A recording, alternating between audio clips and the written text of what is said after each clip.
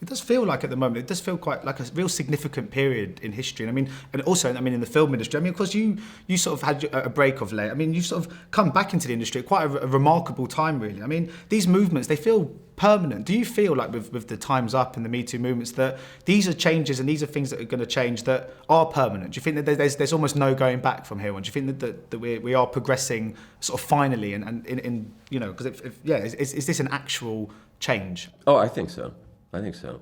I don't see any scenario in which people can get away with the kind of behavior, you know, that led to the Me Too movement. I think that the equal pay for equal work issue is now part of every conversation that I have with agents and casting directors. So I do think we're going to see a secular change in these areas as opposed to just a cyclical change. I do think these are permanent evolutions.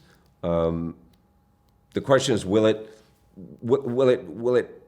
expand, you know, beyond these sort of specific cultural issues into a larger discussion about, you know, assholes.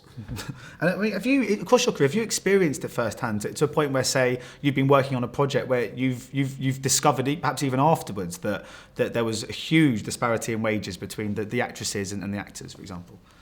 I don't, you know, I got Julia Roberts $20 million on Erin Brokovich, so I was present for what at the time was a pretty significant event in the history of women being paid to star in movies, and I was very happy to be a part of that. I think a lot of the responsibility, at the end of the day, everything is the director's fault, but I think a lot of the responsibility in those situations falls on the producer.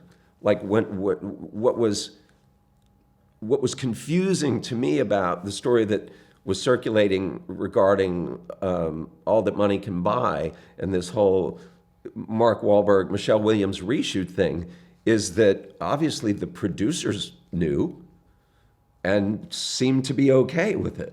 That's what was confusing to me. It's like, this wasn't a secret. You know what I mean? I don't know if Michelle knew, but, you know, like, certainly the producers knew.